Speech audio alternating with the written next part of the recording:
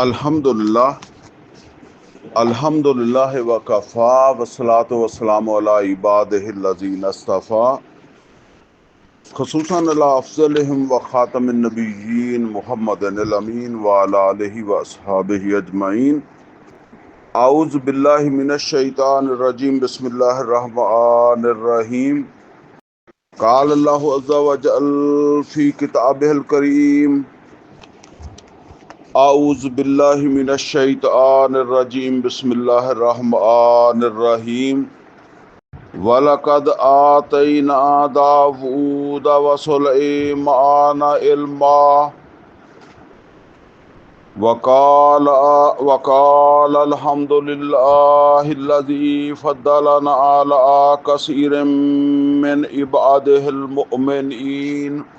وَوَرِثَ سُلَيْمَانُ دَاوُودَ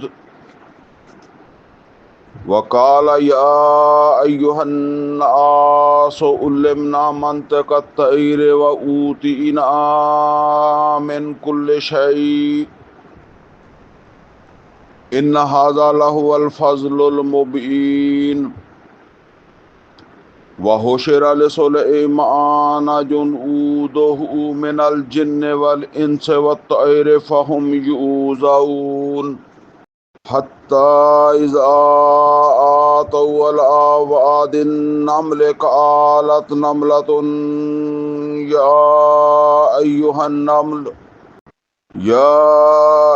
النمل ادخلوا مساكنكم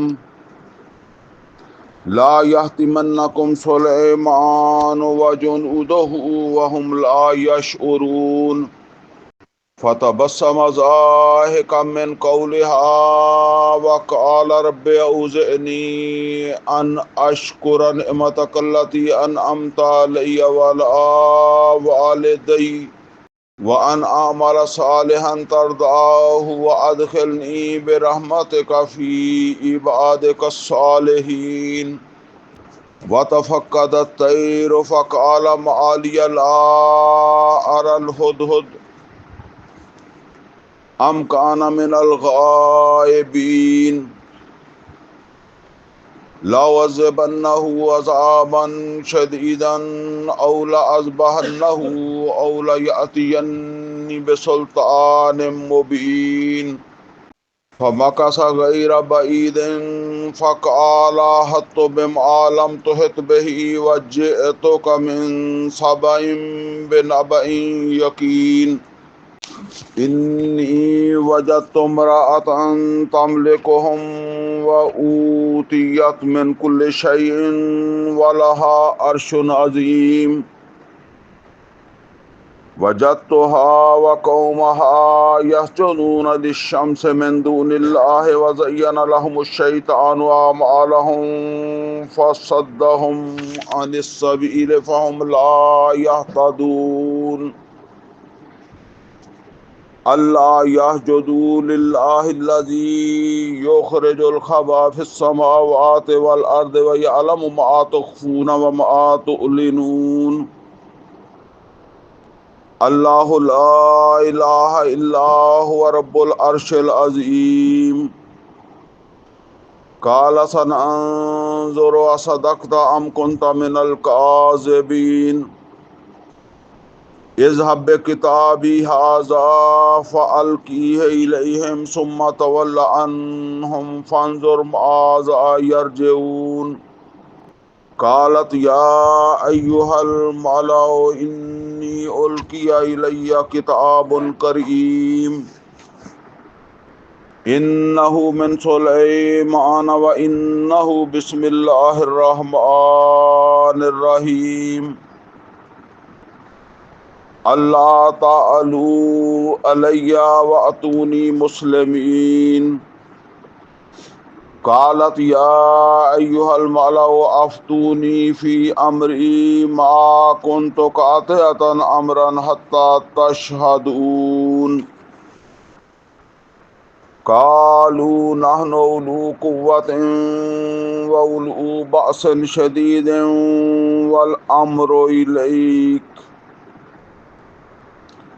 والامر الیک فانظری ماذا تأمرین.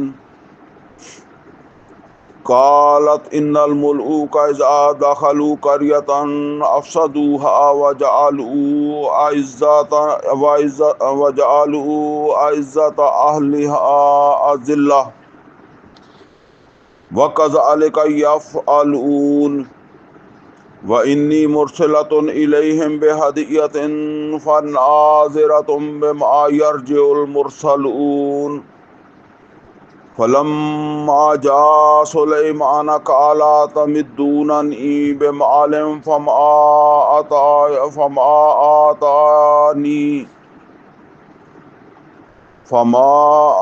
آتاني الله خير مما آتاكم بل انتم بهديتكم تفرحون ارجع إليهم فلنأتينهم بجنود لا قبل لهم بها ولنخرجنهم منها أذلة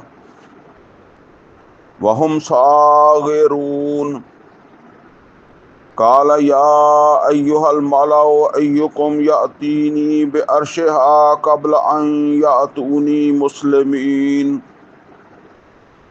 قال عفريت من الجن أنا آتيك به قبل أن تقوم من مقامك وإني عليه لقوي أمين قال الذي عنده علم من الكتاب أنا آتيك به قبل أن يرتد إليك طرفك فلما رآه مستقرا عنده قال هذا من فضل ربي ليبلوني أأشكر أم أكفر ومن شكر فإنما يشكر لنفسه ومن كفر فإن ربي غني كريم قال نكروا لها عرشها ننظر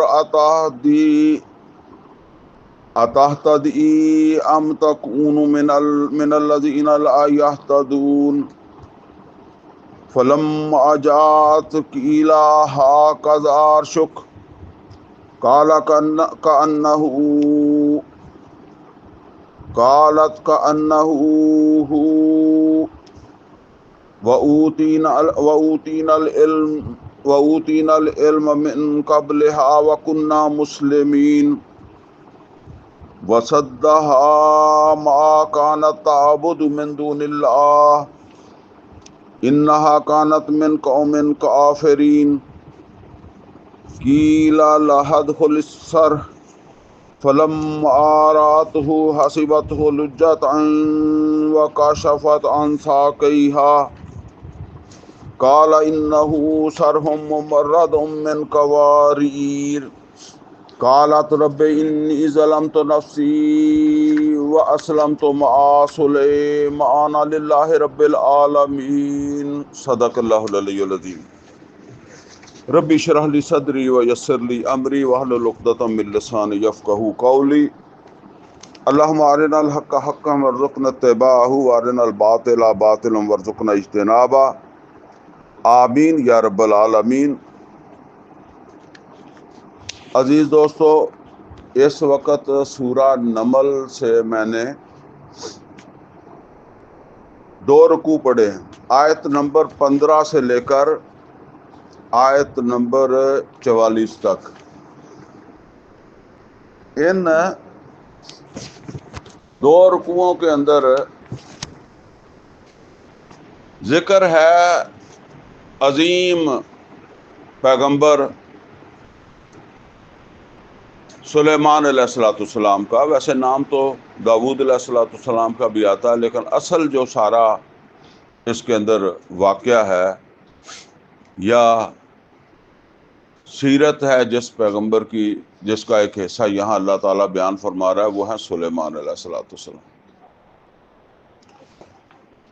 اس حوالے سے ان آیات کے اندر جو میں سمجھتا ہوں کہ اس میں جو اصل، ویسے تو ظاہر ہے قرآن کریم کی ہر بات اپنی جگہ، اس میں بہت ساری باتیں آئی ہیں، لیکن اس وقت جس کو میں چاہتا ہوں سمجھانا، یا آپ یوں سمجھ لیں کہ جو میں موضوع اس وقت آپ کے سامنے عرض کرنا چاہتا ہوں وہ ہے دعوت کا یا دعوت و تبلیغ کا اصل ہدف، یا آپ اس کو ایسے بھی کہہ سکتے ہیں کہ دعوت و تبلیغ کے دو مراحل۔ یہ بات سمجھ لیں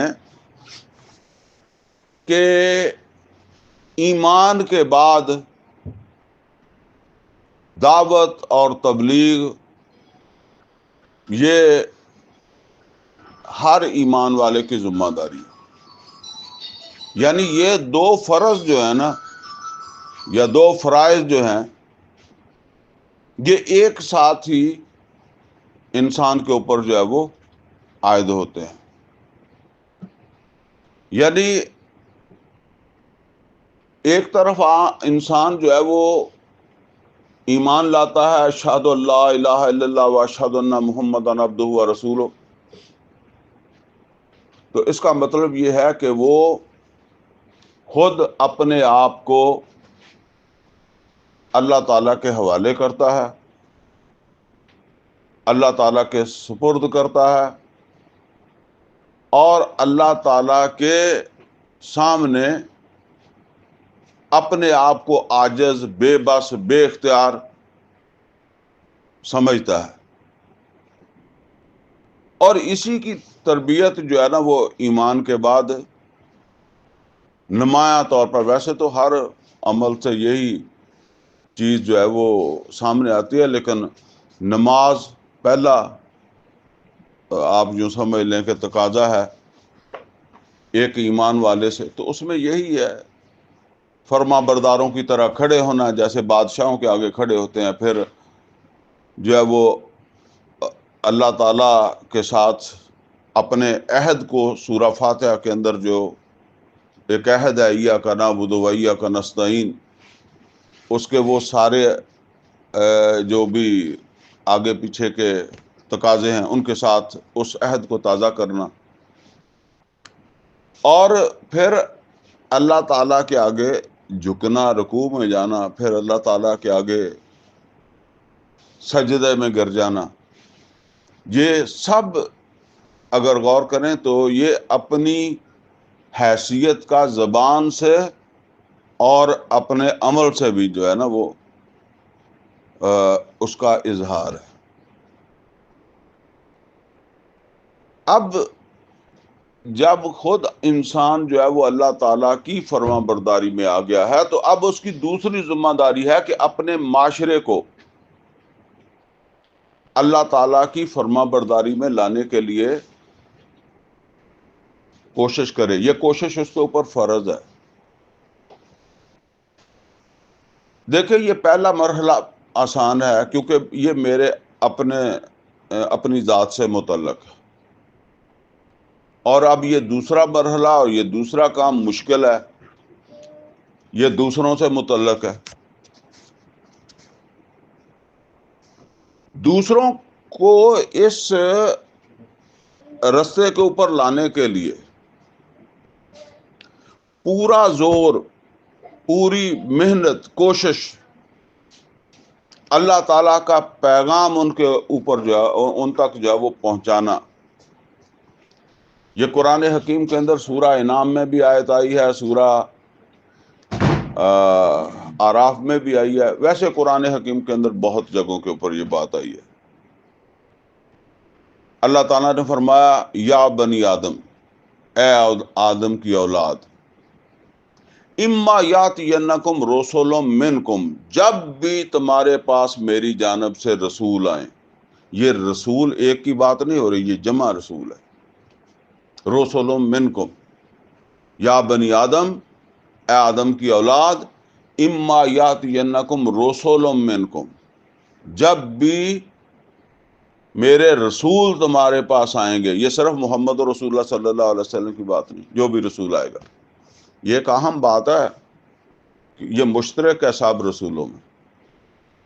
اما یاتینکم رسول منکم، جب بھی تمہارے پاس میری جانب سے رسول آئیں، رسول کیا کریں گے آ کر؟ یقصون علیکم آیاتی، تمہارے سامنے یقصونا علیکم آیاتی، میری آیات تمہیں سنائیں گے، یہ پیغام تمہیں سنائیں گے۔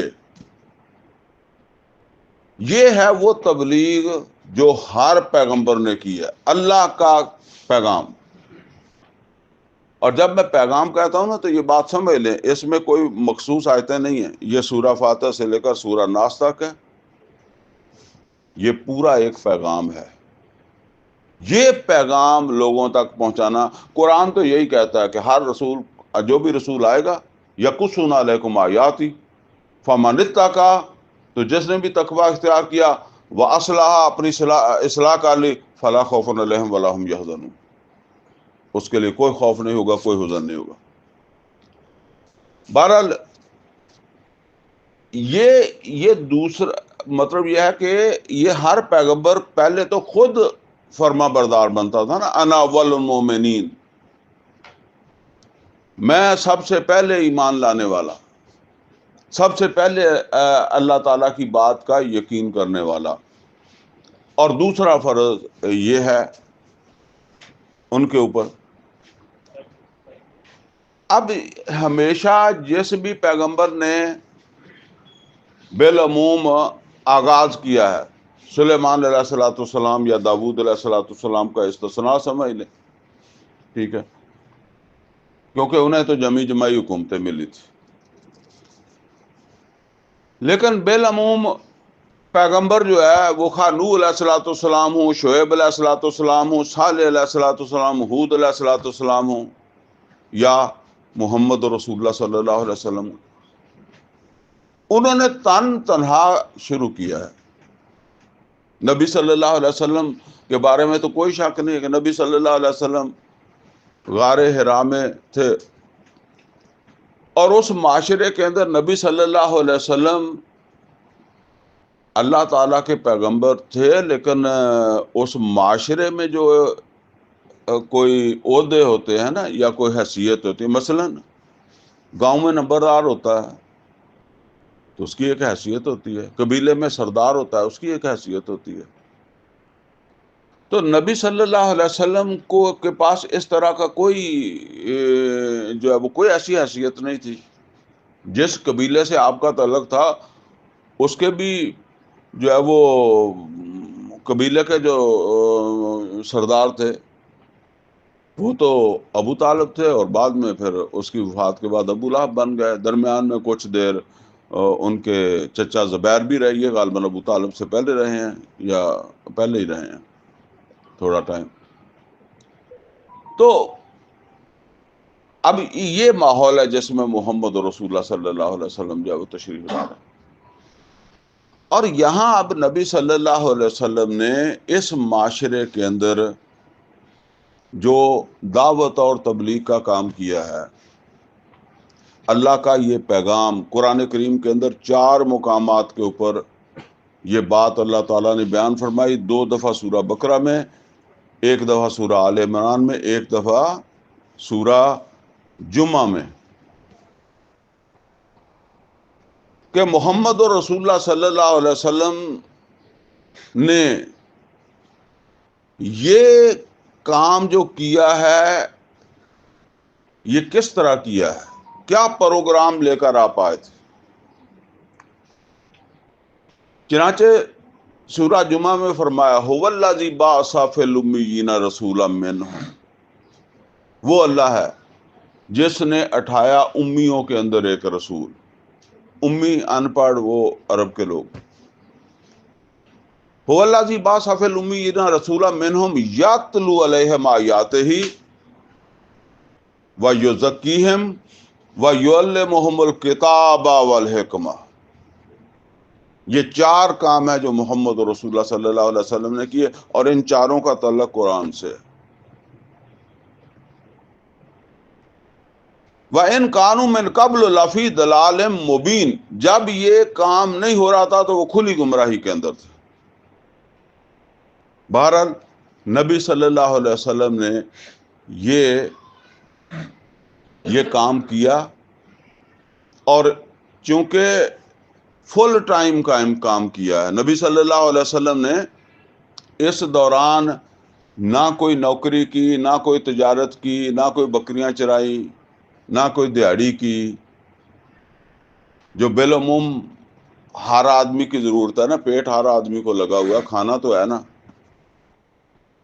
بہرحال اللہ تعالیٰ نے ایک آپ کو سہولت دی، اور وہ سہولت یہ تھی کہ خدیجہ الکبریٰ رضی اللہ تعالیٰ عنہ کا بہت مال تھا، اور وہ خدیجہ الکبریٰ رضی اللہ تعالیٰ عنہ نے نبی صلی اللہ علیہ وسلم کو ہبہ کر دیا تھا، ورنہ خود اپنے لیے نبی صلی اللہ علیہ وسلم نے اس کے بعد جو ہے وہ، بلکہ آخری وقت تک پھر آپ اسی میں لگے رہیں، اور جو ہے نا وہ دنیا کی طرف جو ہے نا وہ آپ نہیں گئے۔ پہلے 40 سال پہلے، وحی آنے سے پہلے، آپ تجارت بھی کرتے رہے، بکریاں بھی چراتے رہے، لیکن یہ ہے کہ اس کے بعد نہیں ایسا۔ اور نبی صلی اللہ علیہ وسلم نے جب یہ دعوت کا کام کیا تو نبی صلی اللہ علیہ وسلم کو اور نبی صلی اللہ علیہ وسلم کے ساتھیوں کو بہت پریشانی کا سامنا کرنا پڑا، یہاں تک کہ کسی کو آگ پہ لٹایا جاتا، کسی کو چیر دیا جاتا، عورتوں تک کو سمیہ رضی اللہ تعالیٰ عنہ کو شہید کر دیا گیا بہت برے طریقے سے۔ خباب بن الارت رضی اللہ تعالیٰ ان کو انہی کے جلائے ہوئے کولوں کے اوپر جو وہ لٹایا گیا۔ اور خود محمد اور رسول اللہ صلی اللہ علیہ وسلم، چونکہ جس آدمی کی کچھ بیک ہوتی ہے نا تو اس کو پھر اس حد تک نہیں ہو سکتا اس کے ساتھ، لیکن خطرہ پورا موجود تھا۔ 3 سال تک ابو طالب بھی ساتھ ہی تھے، اور شیب بنی طالب میں 3 سال گزارے۔ نبی صلی اللہ علیہ وسلم کی اس دعوت کی وجہ سے جو ہے وہ یہ سارے مسائل جو ہے وہ پیش آئے۔ اور ایک حکم تھا اللہ تعالیٰ کا، کفوا ایدیکم، یہ سورہ نساء کے اندر آیا ہے مدینے میں جا کر کہ الم تر الی الذین قیل لہم کفوا ایدیکم، کیا تم نے دیکھا جن لوگوں کو کہا گیا تھا ہاتھ روک کے رکھنا ہے۔ یہ کب ہاتھ روک کے رکھنا تھا؟ یہ مدینے کے اندر، سوری مکے کے اندر۔ اب آپ اندازہ کریں کہ جو ظلم و ستم ہو رہا ہے، مسلمان دیکھ رہے ہیں نا، چند مسلمان ہیں، کوئی چلو 25-30 ہیں نا، ان کے سامنے بلال کے ساتھ رضی اللہ تعالیٰ عنہ کے ساتھ سلوک ہو رہا ہے، یا یاسر رضی اللہ تعالیٰ عنہ کے ساتھ ہو رہا ہے، سمیہ رضی اللہ تعالیٰ عنہ کے ساتھ ہو رہا ہے، تو سب جو ہے نا وہ رکے ہوئے ہیں، کوئی جواب نہیں دے رہا ہے۔ وہ جو کہا الم تر الی الذین قیل لہم کفوا ایدیکم، اپنے ہاتھوں کو روک کے رکھو۔ اور نبی صلی اللہ علیہ وسلم بھی جب کبھی ادھر آتے ہیں تو وہ کہتے ہیں کہ اسبرو، صبر کرو، صبر کرو، اور اس صبر کا بدلہ جنت ہے۔ کبھی کوئی واقعہ آپ ایسا کریں کہ پڑھیں، دیکھیں، بتائیں، تحقیق کریں کہ آ کر کسی نے کہا ہو کہ بھئی کیوں تم یہ ظلم کرو، چھوڑو اس کو۔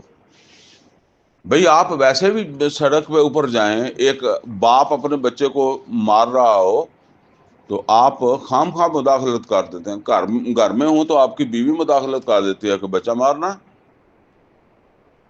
تو سڑک کے اوپر کبھی ایسا ہو رہا ہو تو ٹھیک ہے، اگر ہمارے اندر ہمت نہیں ہے تو کوئی نہ کوئی جاتا ہوا ضرور کھڑا ہو جاتا ہے، کہتا ہے جی، بعض اوقات بات یہاں تک پہنچ جاتی ہے، وہ کہتا ہے میں ہوں تو ہاتھ لا، بے شک بچہ تیرا ہی ہے، ٹھیک ہے نا، بچہ تیرا ہی ہے لیکن اب تو اس کو ہاتھ لگا۔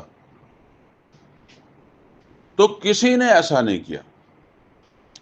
اور دوسری طرف یہ ہے کہ کوئی پیچھے نہیں ہٹا۔ پیچھے ہٹنے سے مراد کیا ہے؟ کام ایک ہی ہے، معاشرے سے متعلق، معاشرے کو اللہ کا پیغام پہنچانا، یہ قرآن کا پیغام پہنچانا، صبح شام دوپہر ایک ہی کام ہے۔ ایک تبلیغ یہ ہے، اور اس تبلیغ کے نتیجے میں جو لوگ نبی صلی اللہ علیہ وسلم کو ملے، پھر وہ تقریباً 13 سال کے بعد نبی صلی اللہ علیہ وسلم ہجرت کر کے چلے گئے مدینے، اور پھر مدینے جو ہے وہ جدوجہد کا آغاز ہوا، یہاں تک کہ نبی صلی اللہ علیہ وسلم کو اس کے اندر جو ہے وہ دونوں طرح کی صورتحال پیش آئی، کہیں آپ کو نقصان ہوا، کہیں آپ کو کامیابی ملی، آخر کار مکہ فتح ہو گیا اور عرب کی سرزمین کے اندر اللہ تعالیٰ کا دین غالب ہو گیا، اور محمد اور رسول اللہ صلی اللہ علیہ وسلم اپنی یہ ذمہ داری جو ہے وہ پوری کر کے چلے گئے، اور پھر نبی صلی اللہ علیہ وسلم کے بعد آپ کے خلفاء جو تھے انہوں نے اس کام کو جو ہے وہ آگے بڑھایا، آگے لے کر چلے۔ ابو بکر صدیق رضی اللہ تعالیٰ عنہ کا دور جو ہے نا وہ کسی اور طرح کا دور تھا۔ نبی صلی اللہ علیہ وسلم کے آخری زمانے میں کچھ لوگ جو ہے وہ کھڑے ہو گئے تھے، بغاوت پر آمادہ تھے، یہاں تک کہ کوئی جھوٹے نبی کھڑے ہو گئے تھے۔ یہ مسلمہ کذاب، یہ نبی صلی اللہ علیہ وسلم کی یعنی موجودگی میں ہی آپ ابھی موجود تھے جب اس نے دعویٰ کر دیا تھا۔ بہرحال جیسے ہی نبی صلی اللہ علیہ وسلم کے وصال کی خبر پہنچی ہے تو کئی سارے لوگوں نے زکوٰۃ سے انکار کر دیا۔ اب ظاہر ہے زکوٰۃ کا انکار ہے تو پھر اسے منکری ہے، مرتادی ہے۔ کئی لوگوں نے ویسے ہی جو ہے نا وہ ایک موقع سمجھا کہ بھئی بس محمد اور رسول اللہ صلی اللہ علیہ وسلم چلے گئے، وہ پہلے والا نظام ہی جو چل رہا تھا تو وہی اب ہمارے لیے قابل قبول ہے۔ تقریباً اس ساری سلطنت میں بغاوت کی کیفیت ہوگی، آپ زیادہ سے زیادہ مدینہ کہہ سکتے ہیں یا مکہ، ان جگہوں پہ، باقی اطراف میں ہر جگہ یہی صورتحال تھی۔ تو 2 سال لگے ہیں ابو بکر صدیق رضی اللہ تعالیٰ عنہ کو اس ریاست کو بحال کرنے میں جو محمد رسول اللہ صلی اللہ علیہ وسلم چھوڑ کے گئے تھے۔ اس کے بعد آئے ہیں عمر فاروق رضی اللہ تعالیٰ عنہ، اور عمر فاروق رضی اللہ تعالیٰ عنہ نے اب ان حدود سے آگے کام شروع کیا، اگرچہ آگے کام کا آغاز محمد رسول اللہ صلی اللہ علیہ وسلم کر کے گئے تھے، غزوہ تبوک کے ذریعے اور لشکر اسامہ رضی اللہ تعالیٰ عنہ کے ذریعے، اور اسی طریقے سے جنگ موتا ہوئی تھی جس میں مسلمانوں کو کافی نقصان ہوا تھا۔ یہ جنگ موتا تو نبی صلی اللہ علیہ وسلم کی حیات میں ہوئی ہے نا۔ یہ ان حدود سے باہر جو لوگ آباد تھے نا ان کے ساتھ یہ کاش مکش ہونی تھی۔ بہرحال وہ جنگ موتا ہوئی ہے، اس میں تو مسلمانوں کو نقصان ہو گیا، 3000 مسلمان تھے، 1 لاکھ سے لڑنا پڑا، بہرحال اس میں ان کو نقصان ہو گیا۔ تو دوسری جو تبوک تھی یہ ہوئی نہیں، نبی صلی اللہ علیہ وسلم تبوک کے مقام پر 20 دن جا کر ٹھہرے، وہ آئے نہیں مقابلے پہ۔ اور تیسرا جو لشکر تھا یہ ابھی مدینے سے نکلا ہی تھا کہ نبی صلی اللہ علیہ وسلم وفات پا گئے، تو پھر اس لشکر کو جو ہے نا وہ یہ لشکر رک گیا۔ بہرحال اس کو نبی اسامہ رضی اللہ تعالیٰ عنہ کا لشکر جو ہے وہ پھر بعد میں ابو بکر صدیق رضی اللہ تعالیٰ عنہ نے بھیجا، لیکن اس وقت حالات ہی ایسے بن گئے تھے بہرحال جو میں نے پہلے آپ کو بتائے۔ ابو بکر صدیق رضی اللہ تعالیٰ عنہ کا یہی کارنامہ ہے کہ انہوں نے 2 سال میں اس ریاست کو دوبارہ بحال کیا، جھوٹے نبیوں کا خاتمہ کیا، مرتدین جو تھے وہ یا پھر واپس آئے یا پھر ان کے ساتھ لڑائیاں، بہت جو ہے وہ مسلمان شہید ہوئے اس میں۔ اب عمر فاروق رضی اللہ تعالیٰ عنہ جب تشریف لائے ہیں تو اب تبلیغ کا طریقہ بدل گیا۔ وہ جو محمد رسول اللہ صلی اللہ علیہ وسلم مکہ میں تبلیغ فرمایا کرتے ہیں نا، تو وہ طریقہ بدل گیا. اب تبلیغ کرتی تھی فوج، لشکر، اور وہ لشکر جو تبلیغ کرتا تھا نا، وہ اس میں 3 چیزیں ہوتی تھی. پہلا، ان کے سامنے جس بھی محاذ پہ کوئی فوج اسلامی لشکر جا رہا ہے نا، تو پہلا اس کا مطالبہ یہ ہوتا تھا کہ اسلام لے آؤ. تو بس اسلامی ریاست کا حصہ بن جاؤ، بات ختم ہے. دوسرا یہ ہے کہ اگر یہ قبول نہیں ہے، مسلمان ہونا قبول نہیں ہے، تو ٹھیک ہے، نہ ہو جاؤ، لیکن جزیہ دو اور ہماری حکومت کو تسلیم کر لو. جس طرح انگریز ہندوستان پہ قابض ہوئے تھے، تو انہوں نے ہمیں کوئی عیسائی نہیں بنایا، کوئی جو ہے نا وہ کوئی ہندو تھا تو وہ ہندو رہا، کوئی سکھ تھا تو وہ سکھ رہا، کوئی مسلمان تھا تو مسلمان رہا. انہوں نے کوئی اس حکومت کے زور پر کوئی ایسا نہیں کیا. لیکن اوپر جو حکمرانی تھی وہ کس کی تھی؟ وہ تھی انگریز کی. سکھ جو ہے اس کا وہ بھی کس کی حکمرانی کو تسلیم کر رہا ہے؟ انگریز کی. ہندو کس کی حکمرانی کو تسلیم کر رہا ہے؟ انگریز کی. اور مسلمان کس کی حکمرانی کو تسلیم کر رہا ہے؟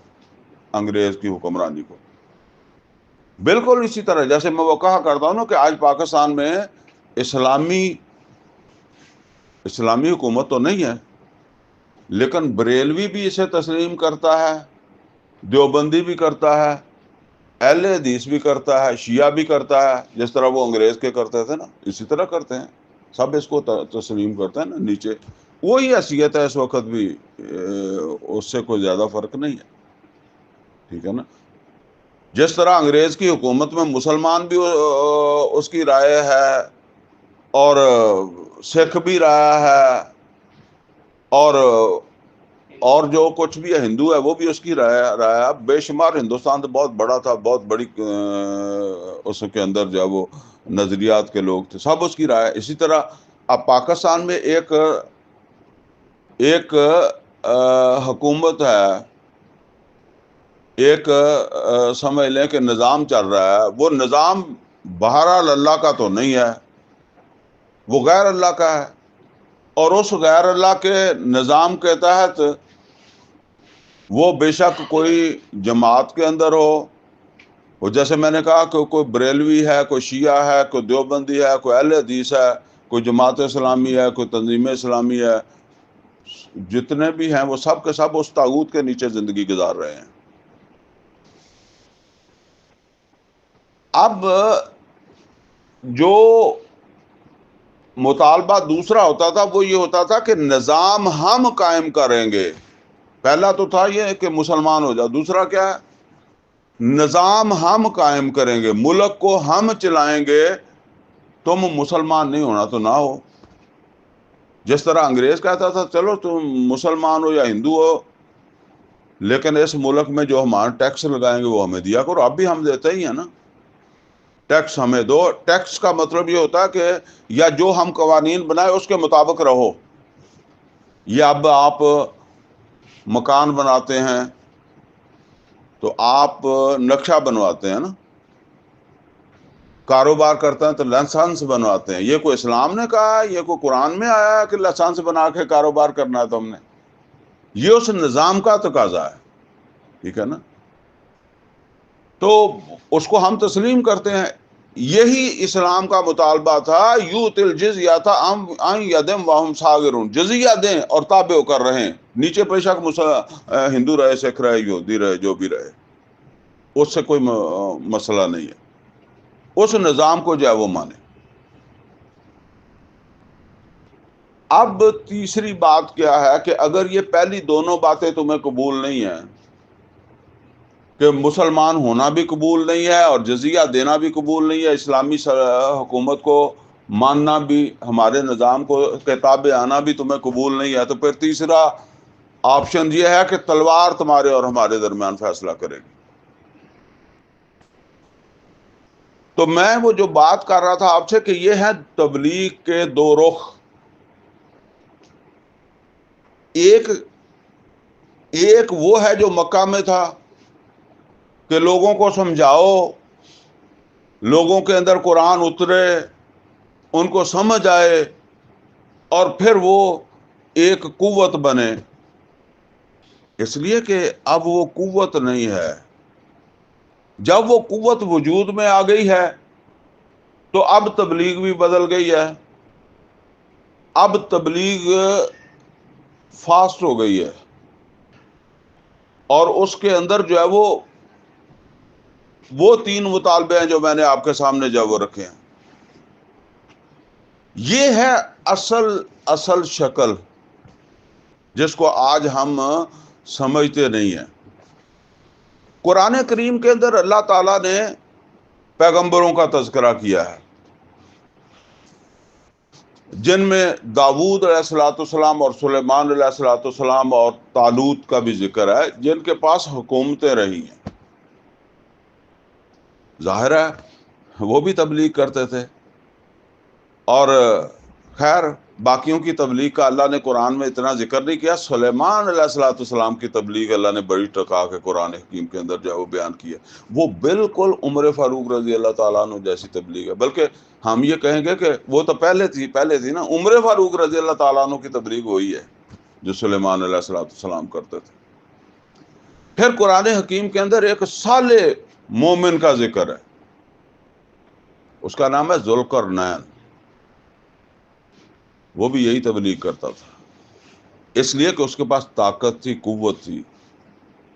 آج عام طور پر ہم نے صرف یہی سمجھا ہے کہ تبلیغ یہی ہے، جس طرح ہم یہاں درس دے دیا کوئی اور جو ہے وہ بات سنا دی. یہ مجبوروں کی تبلیغ ہے، بے بسوں کی تبلیغ ہے، کمزوروں کی تبلیغ ہے، جن کے ہاتھ پلے کچھ نہیں ہوتا. تو بات سنا دی ہے، کسی نے مان لیا، کسی نے نہیں مانی. اور نبی صلی اللہ علیہ وسلم نے جس کو سب سے اونچا درجہ دیا ہے وہ ہے طاقتور کی تبلیغ. نبی صلی اللہ علیہ وسلم نے فرمایا فَمَنْ رَأَىٰ مِنْكُم مُنْكَرًا فَلْيُغَيِّرْهُ بِيَدِهِ. جو کوئی تم میں سے کسی برائی کو دیکھے تو اونچا درجہ کیا ہے؟ فَلْيُغَيِّرْهُ بِيَدِهِ. ید کہتے ہیں ہاتھ کو. ہاتھ علامت ہے طاقت کی.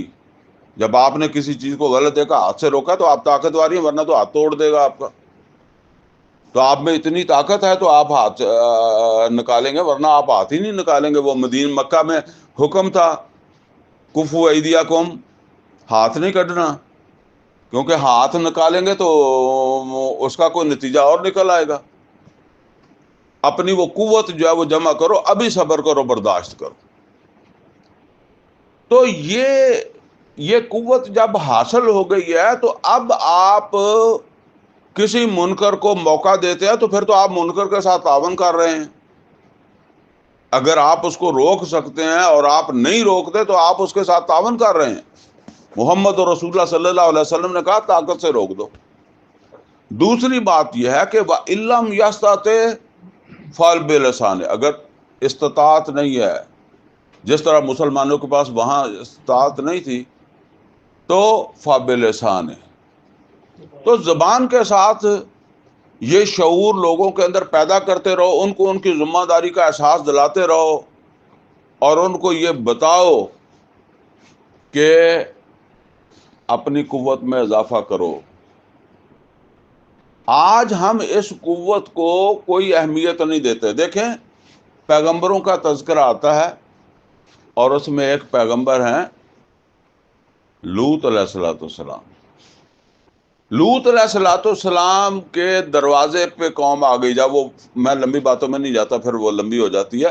وہ جب 2 فرشتے لڑکوں کے روپ میں آئے نا، تو قوم نے آ کے گھر کو گھیرا ڈال دیا. تو لوط علیہ الصلوۃ والسلام کے جو زبان سے الفاظ نکلے ہیں نا، ذرا نوٹ کریں. لو ان لی بکم قوہ. بڑی واضح نصیحت ان کو کی کہ بھئی جاؤ، تم میں کوئی شریف بندہ نہیں ہے، یہ میری بیٹیاں ہیں، نکاح کر لو. لیکن انہوں نے کہا اے لوط، تجھے پتا ہے کہ ہم کس لیے آئے ہیں؟ تو خام خواہ ہم نے تجھے منع نہیں کیا تھا کہ سارے جہان کا تو ذمہ دار نہیں بننا ہے؟ تو لوط علیہ الصلوۃ والسلام اس وقت کھڑے کہتے ہیں لو ان لی بکم قوہ، اگر میرے پاس تمہارے مقابلے کی قوت ہوتی۔ وہ قوت کون سی ہے جس کو لوط علیہ الصلوۃ والسلام محسوس کر رہے ہیں میرے ساتھ نہیں ہے؟ وہ یہی قوت ہے جو محمد اور رسول اللہ صلی اللہ علیہ وسلم دعوت و تبلیغ کے ذریعے سے حاصل کر رہے تھے۔ تو دوسرا میری پھر اس میں یہ بات نوٹ کر لیں کہ دعوت اور تبلیغ کا اصل ہدف کیا ہے؟ قوت حاصل کرنا، تاکہ آپ وہ پہلے درجے کے اوپر جا کر جو ہے وہ منکر کو ختم کریں۔ اگر آپ کا یہ مقصد نہیں ہے تو پھر آپ کی وہ تبلیغ یا دعوت جو ہے نا وہ رسول اللہ صلی اللہ علیہ وسلم کی دعوت تبلیغ نہیں ہے۔ اگر آپ کا مقصد وہ قوت حاصل کرنا اور قوت سے پھر اس منکر کا خاتمہ کرنا نہیں ہے تو پھر یہ تبلیغ یا یہ دعوت محمد اور رسول اللہ صلی اللہ علیہ وسلم کی نہیں ہے۔ ہاں یہ علیحدہ بات ہے کہ آپ کو طاقت حاصل نہیں ہوتی تو آپ 950 سال بھی کر رہے ہیں۔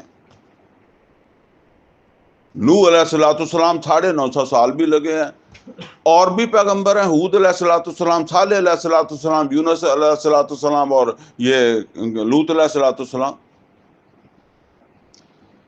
پھر قوت بھی آپ کو وہ چاہیے جو منکر کے ساتھ ٹکرا سکتی ہو۔ موسیٰ علیہ الصلوۃ والسلام کے پاس افراد بہت تھے، لیکن موسیٰ علیہ الصلوۃ والسلام نے جب کہا کہ جنگ کرو، اب ٹکراؤ باطل کے ساتھ، تو انہوں نے کیا کہا؟ انہوں نے کہا فَاذْهَبْ أَنْتَ وَرَبُّكَ فَقَاتِلَا إِنَّا هَاهُنَا قَاعِدُونَ، اے موسیٰ تو لڑو، تیرا رب جا کے لڑے۔ گویا اگر وہ قوت ہی بیکار ہے تو وہ بے شک 6 لاکھ ہو، جس طرح موسیٰ علیہ الصلوۃ والسلام کے پاس کم و بیش 6 لاکھ بندہ تھا، نہیں لڑا۔ اور محمد اور رسول اللہ صلی اللہ علیہ وسلم کے پاس 6 لاکھ تو نہیں تھا، تھے تو وہ ہزاروں میں۔ جنہوں نے مکہ بھی فتح کیا وہ بھی 10,000 تھے، البتہ وہ لڑنے والے تھے۔ بدر کے موقع کے اوپر جب نبی صلی اللہ علیہ وسلم نے مشاورت کی ہے تو ایک صحابی نے کھڑے ہو کر کہا ہے اللہ کے رسول ہمیں موسیٰ کے ساتھیوں جیسا نہ سمجھنا، موسیٰ بھی تو پیغمبر ہی ہے نا۔ تو ایک جب آپ کہتے ہیں کہ یار مینو عہدے ورگا نہ سمجھی تو عہدی بھی بےزتی نال ہی ہوندی ہے، ٹھیک ہے نا۔ جس کی طرف آپ اشارہ کرتے ہیں، موسیٰ کی امت کہاں سے نکال کر لے آئے؟ فرعون کی غلامی سے، اس کام کے لیے، اور جب اس کام کے اوپر آئے ہیں تو انہوں نے جواب دے دیا۔ بہرحال یہ سمجھ لیں کہ دین کا جو تقاضا ہے وہ قوت کے بغیر پورا نہیں ہوتا، اور دین کا یہ تقاضا ہے کہ منکرات طاغوت کا خاتمہ کر کے اللہ کے دین کو غالب کیا جائے۔ اور نبی صلی اللہ علیہ وسلم نے یہی سبق ہمیں دیا ہے، اگر سیرت ہم سمجھیں تو، اور آگے قیامت تک یہ ذمہ داری انہوں نے ہی ادا کرنی ہے جو محمد اور رسول اللہ صلی اللہ علیہ وسلم کے اوپر ایمان لائے ہیں۔ اگرچہ آج چونکہ ہم مغلوب ہیں، اور مغلوبیت کے اندر بالعموم اس طرح کے سوال اٹھتے ہیں کہ جی تمہیں کیا حاصل ہے کہ تم کسی دوسرے ملک کے اوپر حملہ کرو، ٹھیک ہے نا۔ عمر فاروق رضی اللہ تعالیٰ عنہ حملہ کرتے تھے نا، تو کوئی یہ حملہ اس وجہ سے کرتے تھے کہ وہاں سے کوئی خطرہ ہوتا تھا یا وہاں سے کوئی حملہ دشمن آ رہا ہوتا تھا؟ نہیں، خاص طور پر سعد بن ابی وقاص رضی اللہ تعالیٰ عنہ جو فاتح ایران ہیں، ان سے ایرانیوں نے یہ کہا کہ آپ لوگ اسلام سے پہلے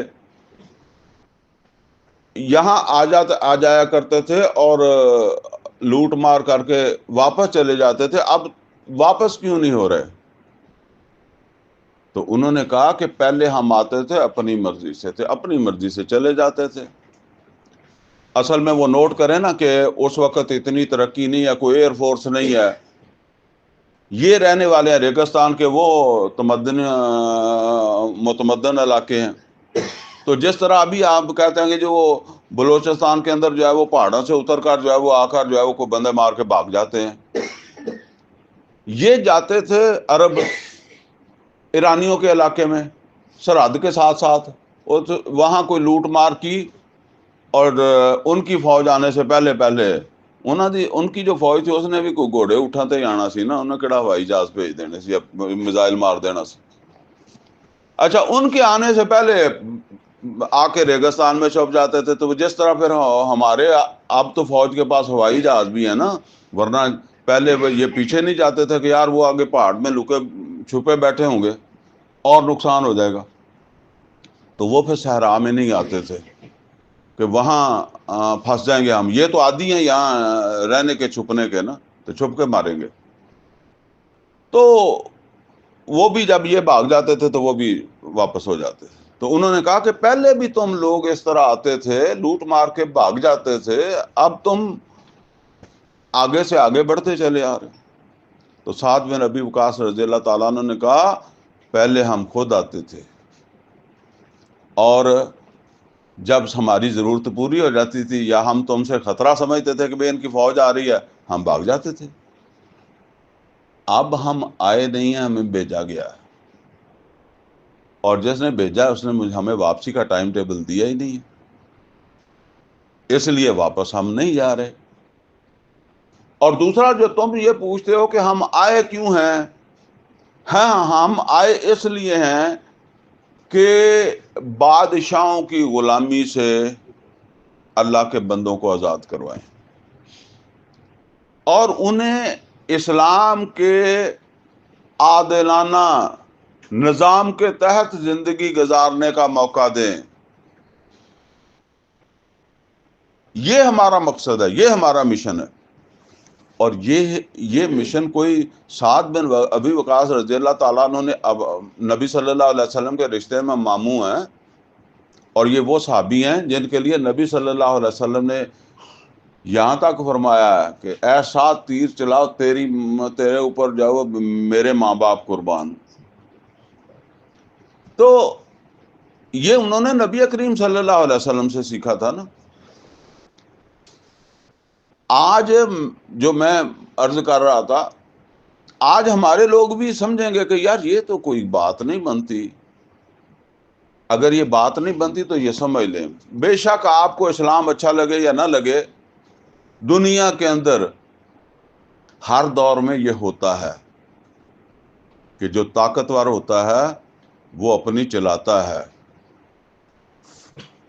فرق یہ ہے کہ اگر وہ مومن ہے تو وہ اللہ تعالیٰ کی حدود میں رہے گا، اگر وہ طاغوت ہے تو وہ اپنی حدود کا خود تعین کرے گا کہ جی میں نے یہ کرنا ہے۔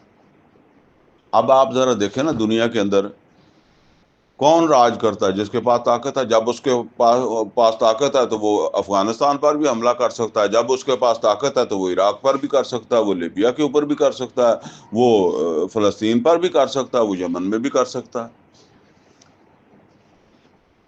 وہ طاقت کے ساتھ ہی کرتا ہے نا۔ پھر اس نے خود طے کرنا ہے کہ میری حدود کون سی ہیں۔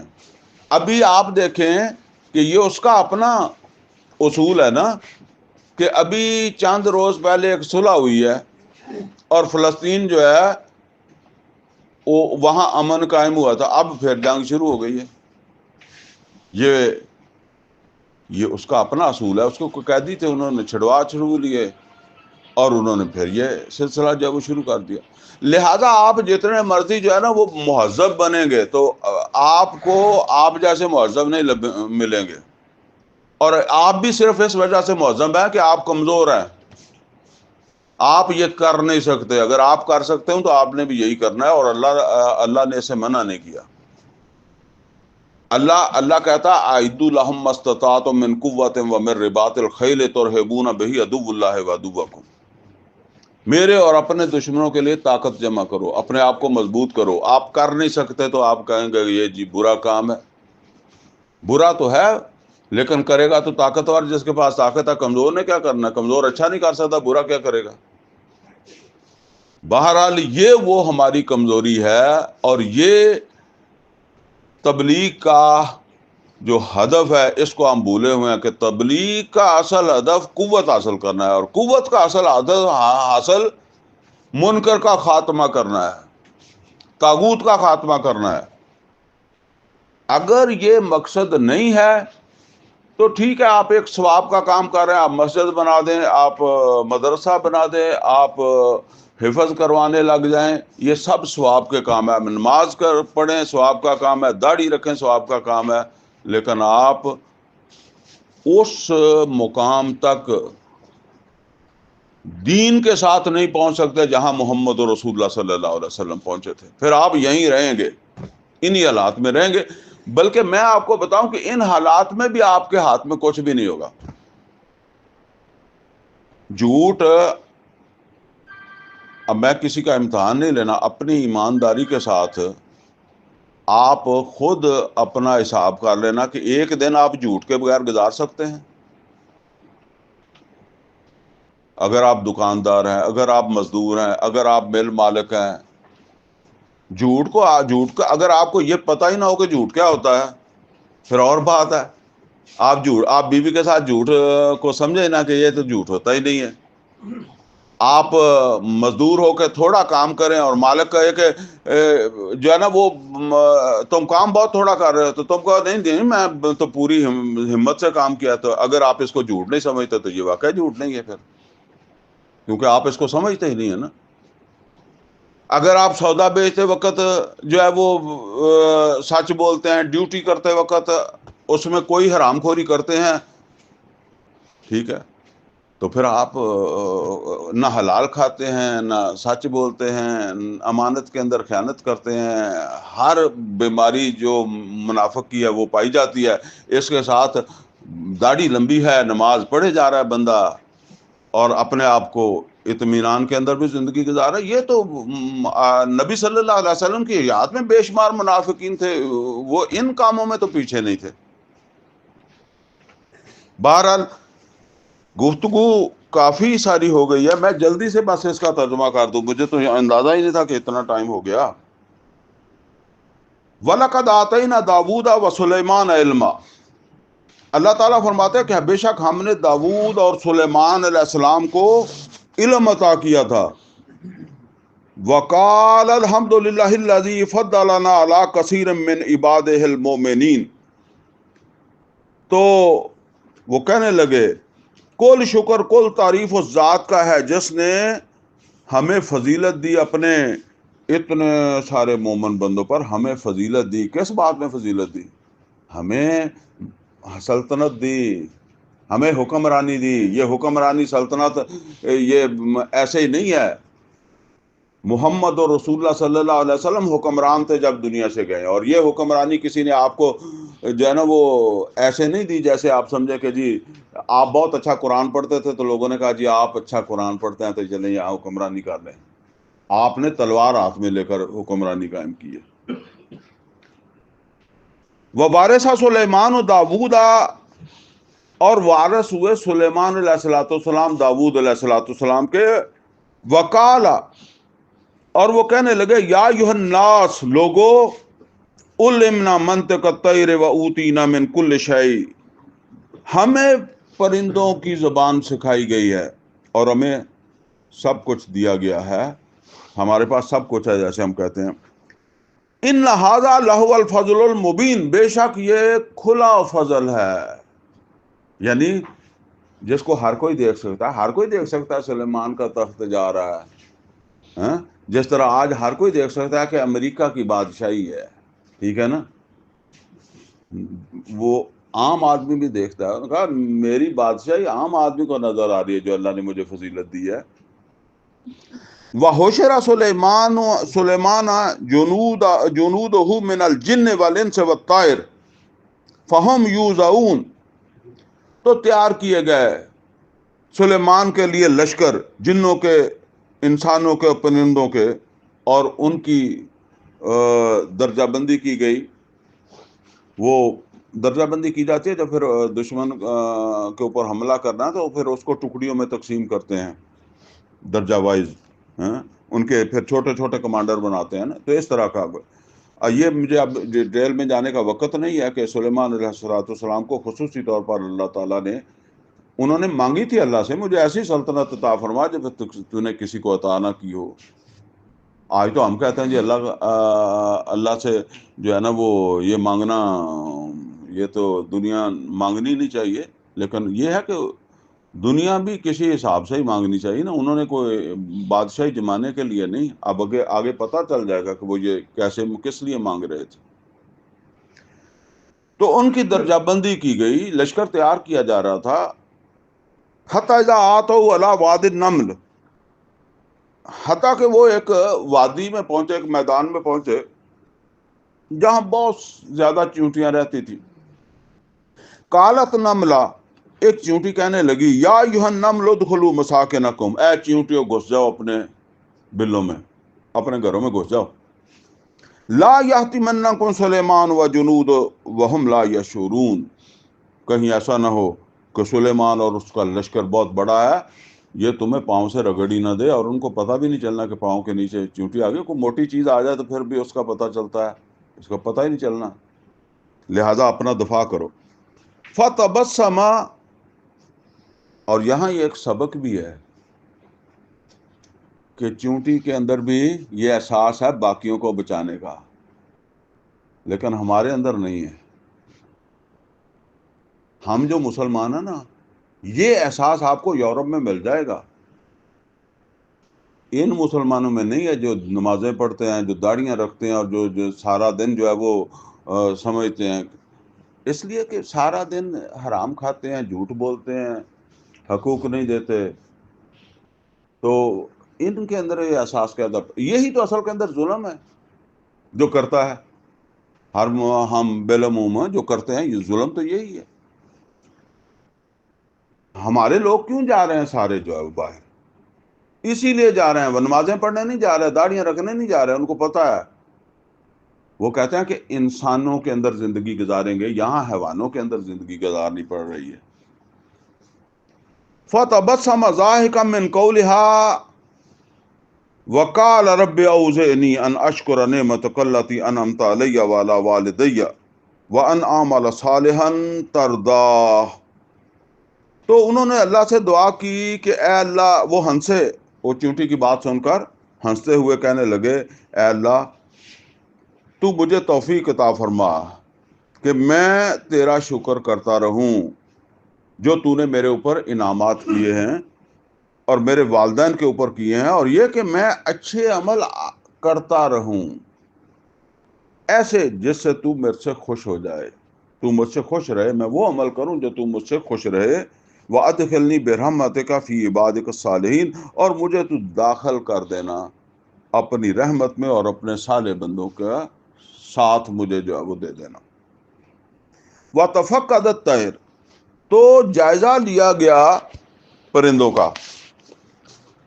اب وہ انہوں نے کرنا تھا نا ان کی جو ہے وہ کتنے لوگ ہیں، کون آیا کون نہیں آیا، جس طرح نبی صلی اللہ علیہ وسلم نے جائزہ لیا کون تبوک گیا کون نہیں گیا، ہیں؟ دیکھیں یہ پھر حکمران، جب جو لوگ احد میں 350 واپس آ گئے تھے، کوئی کسی سے نہیں پوچھا، کیونکہ ابھی حکومت قائم نہیں ہوئی ہے، اور جو تبوک نہیں گئے ان کو بلایا گیا کہ ادھر آ کر جواب دو کیوں نہیں گئے تھے۔ یہ فرق ہے طاقت کا اور بغیر طاقت کے۔ بغیر طاقت کے آپ مشورہ ہی دے سکتے ہیں، التجا ہی کر سکتے ہیں نا۔ وَتَفَقَّدَ الطَّيْرُ فَقَالَ مَا لِيَ لَا أَرَى الْهُدْهُدَ، تو انہوں نے جائزہ لیا پرندوں کا، تو انہوں نے کہا کیا وجہ ہے، مجھے ہدہد نظر نہیں آ رہا، ام کان من الغائبین، مجھے نظر نہیں آ رہا یا وہ ویسے ہی موجود نہیں ہے۔ بہت ساری ہوں نا، کوئی انسان ہو تو اس میں آپ ایک آدمی بیٹھا ہوا بھی ہے تو نظر نہیں چڑھتا بندے کے، تو بندہ کہتا ہے کہ پتہ نہیں ہے، مجھے نظر نہیں آ رہا یا ہے ہی نہیں۔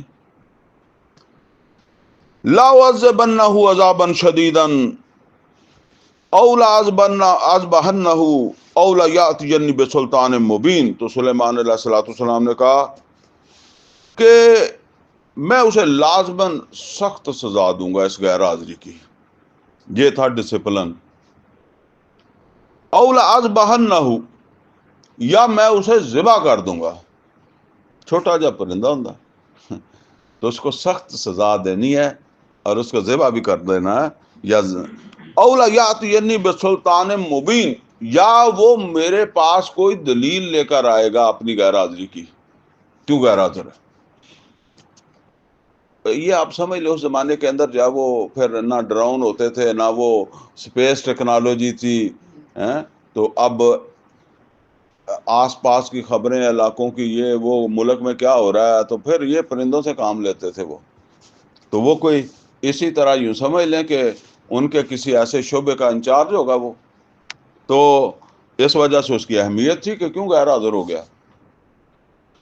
فمکث غیر بعید، تو زیادہ وقت نہیں گزرا تھا. فقال احطت بما لم تحط به وجئتک من سبأ بنبأ یقین.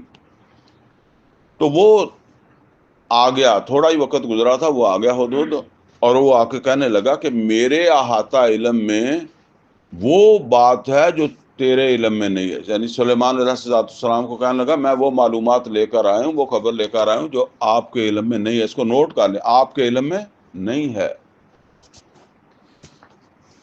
انی وجہ تم راتن تملکہم، میں نے ایک عورت کو دیکھا ہے حکومت کرتے ہوئے. یعنی یہ ملک اس کی خبر نہیں ہے سلیمان علیہ السلام کو. اس زمانے میں ظاہر بات ہے کہ دور دراز کی خبریں پھر یہ تو اس نے لے جا کر اس کو دے دی نا خبر. وَأُوتِيَتْ مِنْ كُلِّ شَيْءٍ وَلَهَا عَرْشٌ عَظِيمٌ، اور اس کو سب کچھ دیا گیا ہے. جس طرح وہ سلیمان علیہ السلام نے کہا کہ اللہ نے ہمیں سب کچھ دیا، انہوں نے کہا ان کو بھی سب کچھ ہی ہے. بڑا عظیم اس کا ایک تخت بھی ہے. وَجَدتُّهَا وَقَوْمَهَا يَسْجُدُونَ لِلشَّمْسِ مِن دُونِ اللَّهِ، اور میں نے دیکھا ہے کہ وہ اور اس کی قوم اللہ کے علاوہ سورج کو سجدہ کرتے ہیں. وَزَيَّنَ لَهُمُ الشَّيْطَانُ أَعْمَالَهُمْ، اور شیطان نے ان کے لیے ان کے اعمال جو ہے وہ خوبصورت بنا دیے. فَصَدَّهُمْ عَنْ سَبِيلٍ، اور اس وجہ سے وہ اب رستے سے ہٹ گئے ہیں یا رستہ ان کو نہیں سمجھ آ رہی. فَهُمْ لَا يَهْتَدُونَ، اور وہ ہدایت نہیں پا رہے. اب آگے وہ کہتا ہے اللہ یسجدوا للہ الذی یخرج الخبأ فی السماوات والارض، یہ کیوں سجدہ نہیں کرتے اس ذات کو جو نکالنے والی ہے ہر چھپی چیز کو جو آسمان و زمین کے اندر ہے. وَیَعْلَمُ مَا تُخْفُونَ وَمَا تُعْلِنُونَ، اور وہ جانتا ہے جو تم چھپاؤ یا جو تم ظاہر کرو، وہ اس کو جانتا ہے. تو یہ اس کا شریک بناتے ہیں. اللہ لا الہ الا هو رب العرش العظیم، اللہ وہ ہستی ہے جس کے سوا کوئی رب نہیں ہے. اللہ کے سوا کوئی رب نہیں ہے اور کوئی الہ نہیں ہے، اور وہ مالک ہے عرش عظیم کا. یعنی وہ اس کا بھی ایک عرش ہے. کس کا؟ اس عورت کا. عرش سلیمان کا بھی ہے. سلیمان کا وہ تخت عرش ہی ہوتا ہے نا. تو اس کے اوپر ایک سب سے بڑا تخت ہے، وہ کس کا ہے؟ وہ اس کا جس نے آسمان و زمین پیدا کیے ہیں، جس نے ہر چیز کو جب پیدا کیا ہے، وہ ہے بڑا بادشاہ. وہ جو میں کہتا ہوں کہ بڑے بادشاہ کی نہیں چلتی چھوٹے کی چلتی ہے، تو پھر شرک تو یہی ہے. شرک تو یہی ہے کہ اللہ کے ساتھ کسی اور کو ملایا ہوا ہے. یہاں تو مطلب یہ ہے کہ اللہ کا تو کوئی نام ہی نہیں ہے، نام ہی اس کا ہے. کالا، اچھا یہ آیت سجدہ بھی ہے، آپ سجدہ بھی بعد میں کر لینا. کالا سننظر اصدقت ام کنت من الکاذبین، تو سلیمان علیہ السلام کہنے لگے اچھا ہم دیکھیں گے کہ تو سچ بولتا ہے یا تو جھوٹ بولتا ہے. یعنی بچنے کے لیے، غیر حاضری چھپانے کے لیے تو نے یہ بہانہ کر دیا. اذهب بکتابی ھذا فالقیہ الیہم ثم تول عنہم فانظر ماذا یرجعون۔ تو سلیمان علیہ السلام کہنے لگے کوئی چٹھی لکھی ہوگی خط کہ یہ خط لے کر جاؤ اور یہ وہاں جا کے ڈال دو۔ ہمارے کہتے تھے خط پا کے آیا ہے، کتنے خط پا کے آیا لیٹر باکس، وہ اب ختم ہو گئے۔ بہرحال اسی طرح وہ اس نے خط ڈلوایا، اس نے کہا لے جاؤ خط اور یہ ان کو پہنچاؤ۔ ثم تول عنہم فانظر ماذا یرجعون، اور پھر ان سے ذرا ہٹ جانا اور پھر جائزہ لینا کہ وہ کیا جواب دیتے ہیں۔ ٹھیک ہے، تو اب وہ بے شک کسی روشندان میں بیٹھ گیا ہوگا سائڈ پہ ہو کے، تو وہ اس سے جائزہ لینے لگ گیا خط دے کر، اس کو شاید اس کے تخت پر جا کے رکھا ہوگا جس طرح بھی اس نے رکھا۔ اب اس نے خط پڑھا تو اس نے اپنی کابینہ بلائی، قالت یا ایھا الملأ انی القی الی کتاب کریم، تو وہ کہنے لگی کہ اے میرے مشیرو سردارو، میری طرف ایک خط آیا ہے جو بڑا اہم ہے، یعنی ایک باوقت باوقار خط ہے، یعنی ایک بات ہے میں لوگ لکھ دیں دیا پرے سٹ دیتا، لیکن اس کو نظر انداز نہیں کیا جا سکتا اس خط کو۔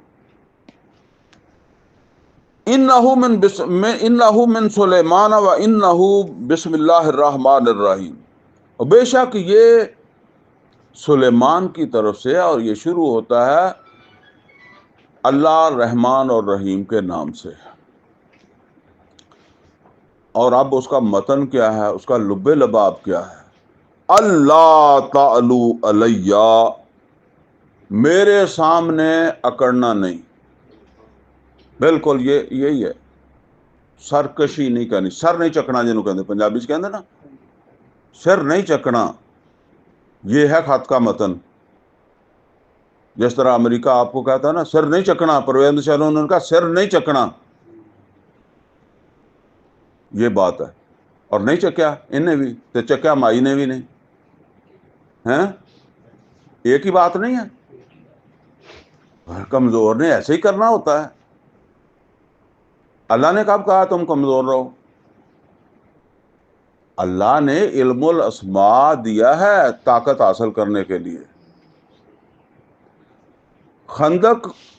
خندق کھودی ہے علم الاسماء سے، وہاں نفل پڑھنے شروع کر دیتے، یا جتنے حافظہ کھڑے ہو کے جو ہے وہ حفظ کرنا شروع کر دیتے۔ نمازیں بھی چلی گئی خندق کو بچاتے بچاتے، روزے چھوڑ دیے بدر کے اندر جو ہے وہ جنگ کے وقت۔ ٹھیک ہے نا، یہ وہ چیز ہے جس کو ہم سمجھتے نہیں، ہم سمجھتے ہیں کہ پتہ نہیں بس یہ ہم اپنی نماز سے یا اپنی تلاوت سے یا اپنے سجدے سے سارا کام نکال لیں گے۔ محمد رسول اللہ صلی اللہ علیہ وسلم سے بہتر دعا کوئی نہیں مانگ سکتا، محمد رسول اللہ صلی اللہ علیہ وسلم سے بہتر نفل کوئی نہیں پڑھ سکتا، محمد رسول اللہ صلی اللہ علیہ وسلم سے اچھی تلاوت کوئی نہیں کر سکتا، اور محمد رسول اللہ صلی اللہ علیہ وسلم سے بہتر اللہ کی بات کو کوئی نہیں سمجھ سکتا۔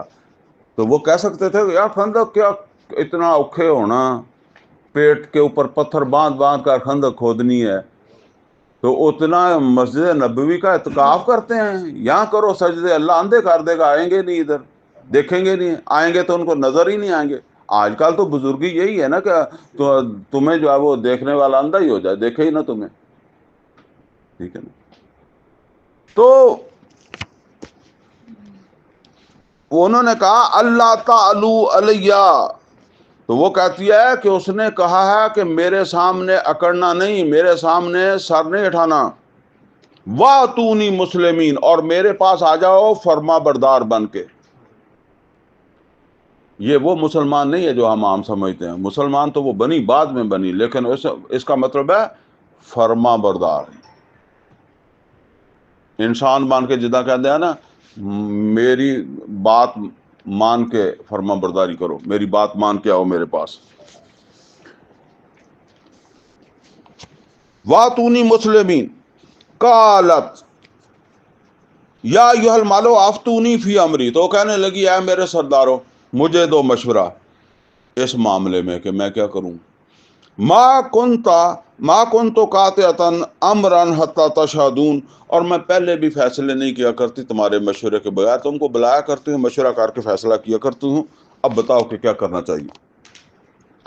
قالوا نحن اولو قوہ، تو وہ کہنے لگے کہ ہم ہیں بڑے قوت والے، طاقت والے، ہم کوئی کمزور نہیں ہے کہ ہمیں کوئی دھمکی لگا سکے. قالوا نحن اولو قوت و اولو باس شدید، اور بڑے جنگجو ہیں، ہم کمزور نہیں ہیں، ہمارے پاس طاقت ہے. والامر الیک، لیکن حکم تیرا ہے، یعنی ہم تیرے ماتحت ہیں، جو تو حکم دے کہ اگر تو سمجھتی ہے کہ جنگ کریں تو ہم لڑیں گے، ہم کمزور نہیں ہیں. تو بڑے لڑاکے بھی ہیں اور طاقتور بھی ہیں. فانظری ماذا تأمرین، تو بس اب تو دیکھ لے کہ تو ہمیں کیا کہتی ہے. قالت، تو وہ کہنے لگی، ان الملوک اذا دخلوا قرية افسدوا فيها وجعلوا عزت اہلها اذلہ. اس نے کہا کہ جنگ کی کا نہ سوچو، اس لیے کہ اس کو محسوس ہو گیا تھا کہ بھئی اس کے ساتھ لڑنا شاید میرے بس میں نہیں ہے. تو اس نے کہا کہ جب بادشاہ کسی ملک میں داخل ہو جاتے ہیں، یعنی فتح کر کے داخل ہوتے ہیں، افسدوا فیہا، تو وہاں بہت فساد کرتے ہیں، توڑ پھوڑ کرتے ہیں. وجعلوا عزتها اہلها اذلہ، اور وہاں جو عزت والے ہوتے ہیں، عزت سے مراد جیسے وہ ہمارے کہتے ہیں نا معززین شہر، وہ معززین شہر کو یہ نہیں کہ جو نماز بہت پڑھتا ہے، وہ جو کچھ کرتا ہے، وہ جو اس سسٹم کے اندر، مثلا کوئی لاہور سے اگر وزیر اعلیٰ یہاں آئے گی تو معززین شہر جو وہاں جمع ہوتے ہیں، ان میں میرے خیال میں آپ لوگ نہیں ہوں گے، وہ خاص خاص بندے ہی ہوتے ہیں وہاں ان سے ملنے والے، وہ معززین شہر ہوتے ہیں، جن کو اس سسٹم کے اندر کوئی نہ کوئی حیثیت بھی حاصل ہوتی ہے وہاں ان کی، وہ بات بھی کر لیں گے. آپ کبھی ایسا ہوا ہو تو آپ نے دیکھا ہوگا، فوٹو آیا ہوگا تو آپ کہیں گے یار یہ معززین شہر، اس میں ہم کوئی بھی نہیں آیا ہیں، تو اس میں آپ آتے بھی نہیں ہیں نا. تو اس طرح مطلب یہ ہے کہ ظاہر ہے جس نے آنا ہے نا، اس نے جس سے حکومت چھیننی ہے اسی کو اس نے ذلیل کرنا ہے. ظاہر ہے انگریز آئے تھے تو انہوں نے ذلیل کن کو کیا؟ مسلمانوں کو کیا جن کے پاس حکومت تھی. تو اس نے کہا پھر وہ حکمران طبقے کو ذلیل کرتے ہیں. وَكَذَلِكَ يَفْعَلُونَ، اور ایسا ہی ہوتا ہے، یعنی یہ کوئی ایک آدھ بات نہیں ہے، ہمیشہ ایسا ہی ہوتا ہے. اور یہی بات جو ہے وہ اس نے کہی تھی، وہ کون سا تھا امریکہ کا جس نے پرویز مشرف کو کہا، بش تھا، بش تھا یا جو بھی تھا، اس نے کہا کہ پتھر کے زمانے میں پہنچا دیں گے. ٹھیک ہے نا، بندے کو نظر آتا ہے نا. وَإِنِّي مُرْسِلَةٌ إِلَيْهِمْ بِهَدِيَّةٍ، میں اس کی طرف کچھ تحفے بھیجتی ہوں. فَنَّاظِرَةٌ بِمَا يَرْجِعُ الْمُرْسَلُونَ، پھر میں دیکھتی ہوں کہ وہ جو قاصد ہے، جو لے کر جاتے ہیں وفد، تو وہ کیا جواب لے کر آتا ہے. اچھا یہاں ایک سوال ذرا سمجھ لیں، آپ ذرا غور کریں کہ وہ سلیمان علیہ السلام کو تو اس ملک کا پتہ بھی نہیں تھا، وہ تو ہدہد نے بتایا. امریکہ کو تو پاکستان کا پتہ ہے نا، اس کو افغانستان کا بھی پتہ ہے. سلیمان علیہ السلام کو نہیں پتہ. اللہ نے قرآن میں یہ بتا دیا، واضح نہ بتاتا تو پھر ہم کہتے ہیں کہ شاید سرحد لگتی ہوگی. ایک ملک کا ہی نہیں پتہ اور اس کے نظام کا نہیں پتہ، بتاؤ سے ہدہد رہا ہے. سلیمان کی حکومت، علیہ السلام کی حکومت ہے فلسطین میں، شام میں، اور وہ حکومت کر رہی ہے یمن میں. درمیان میں اتنا فاصلہ ہے. یہ آپ دیکھیں نبی صلی اللہ علیہ وسلم سے بھی عرصہ پہلے کی بات ہے نا. تو اب کوئی اس طرح کے ذرائع نہیں ہیں، وہ بتا رہا ہے. اور سلیمان علیہ السلام کا اس نے کچھ بگاڑا بھی نہیں ہے، جس طرح عمر فاروق رضی اللہ تعالیٰ عنہ کا وہ ایرانیوں نے کچھ نہیں بگاڑا تھا، سلیمان علیہ السلام کا بھی کچھ نہیں بگاڑا. پھر سلیمان علیہ السلام نے جو ان کو دھمکی لگائی ہے، میرے پاس فرما بردار بن کے آؤ، میرے سامنے گردن نہیں اٹھانی. تو ہمارے حساب سے تو پہلے ان کو تبلیغ کرنی چاہیے تھی، کوئی تبلیغی جماعتیں بھیجنی چاہیے تھی کہ جی جاؤ، ان کو تو پتہ ہی نہیں ہے، تو سورج کو پوچھتے ہیں، ان کو تو پتہ ہی نہیں اللہ کا، ان کو تو دین کا پتہ ہی نہیں ہے. پہلے ان کو جو ہے وہ ایسے کرنا چاہیے. وہ ایسے کرے، اگر امریکہ ایسے کرے تو پھر اتنی دیر میں تو وہ پتہ نہیں کیا کا کیا ہو جائے گا. اب اس کے پاس قوت ہے. نبی صلی اللہ علیہ وسلم نے فرمایا کہ من رام ان کو منکران فلیغیرہ بیدہ، طاقت سے اس کو جو ہے وہ ختم کرو. یہ تو مطلب میں کئی دفعہ اس کو پڑھتا ہوں کہ اس کو وہ ڈسکس نہیں کرتے. کیوں نہیں کرتے؟ کہ یہ پیغمبر ہیں بنی اسرائیل کے. اگر کہیں محمد اور رسول اللہ صلی اللہ علیہ وسلم کی زندگی میں ایسا ہوا ہوتا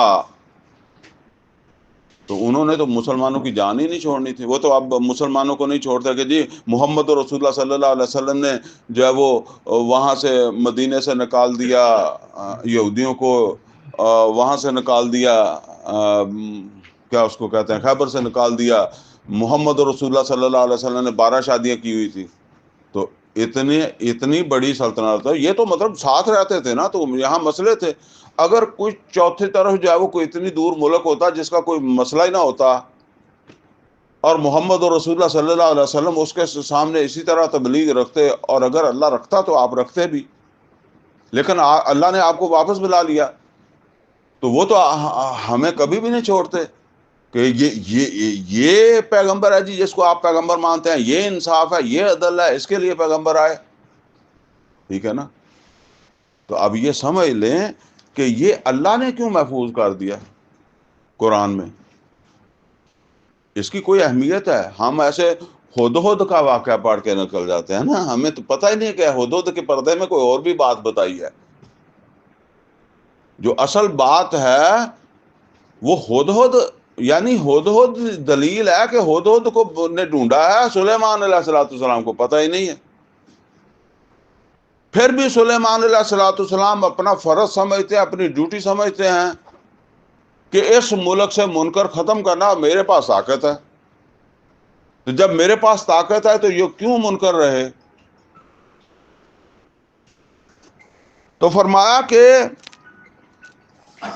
فلما جا سلیمان کالا، تو جب وہ قاصد آئے اپنے تحفے لے کر جو ہے وہ سلیمان علیہ السلام کے پاس، تو انہوں نے کہا اتمدوننی بمال فما آتانی اللہ خیر مما آتاکم، تم میرے ساتھ کو مالی تعاون کرنا چاہتے ہو، اور جو اللہ نے مجھے دیا ہے وہ بہت بہتر ہے اس سے جو تم مجھے دینا چاہتے ہو. اس زمانے میں پھر ایسا ہوتا تھا نا کہ کمزور خراج وغیرہ دے دیتا تھا کہ چلیں جی ہم آپ کو یہ خراج دے دیں گے، سالانہ دے دیا کریں گے، تو آپ ہمیں نہ چھیڑیں.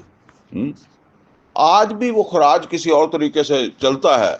اگر امریکہ طاقتور ہے تو وہ کہے گا پاکستان کو کہ بس تو نے جو کچھ کرنا ہے میرے ساتھ کرنا ہے، پر چین کے ساتھ کچھ نہیں کرنا.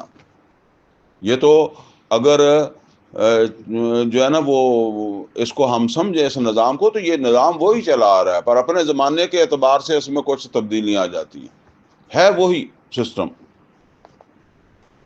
بل انتم بہدیتکم تفرحون، تو سلیمان علیہ السلام نے کہا کہ اپنے یہ تحفے لے جاؤ، ان کے ساتھ تم خوش رہو، میرے پاس بہت کچھ ہے، تحفوں کی ضرورت نہیں ہے، خراج کی مجھے ضرورت نہیں ہے.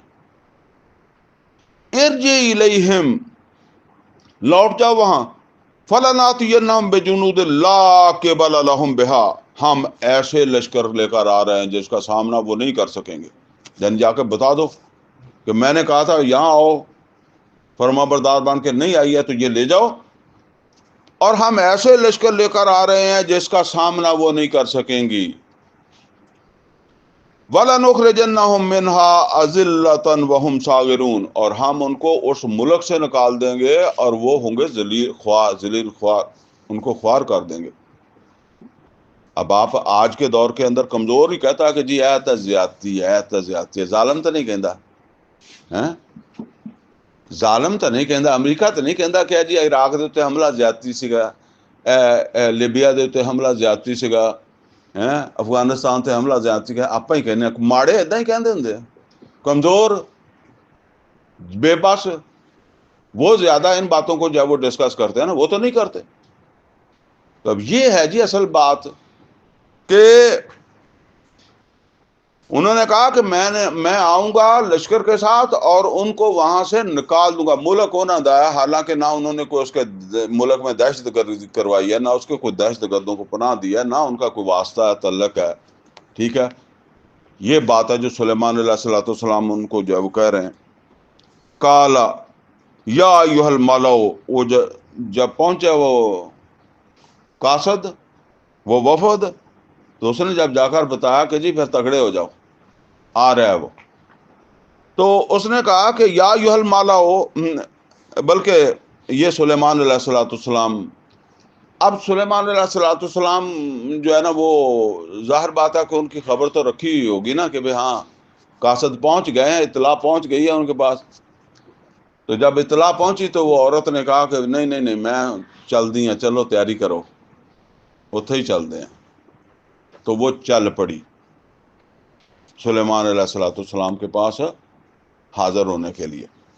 تو اب سلیمان علیہ السلام، ظاہر ہے اطلاع مل رہی ہے، پیدل ہی آنا نا، یا کوئی گھوڑا ہوگا، اونٹ ہوگا جس پر سواری ہوگی نا، باقی اس صحرا میں سے گزر کے اس نے فلسطین پہنچنا تھا نا، سلیمان علیہ الصلوۃ والسلام کے دارالحکومت۔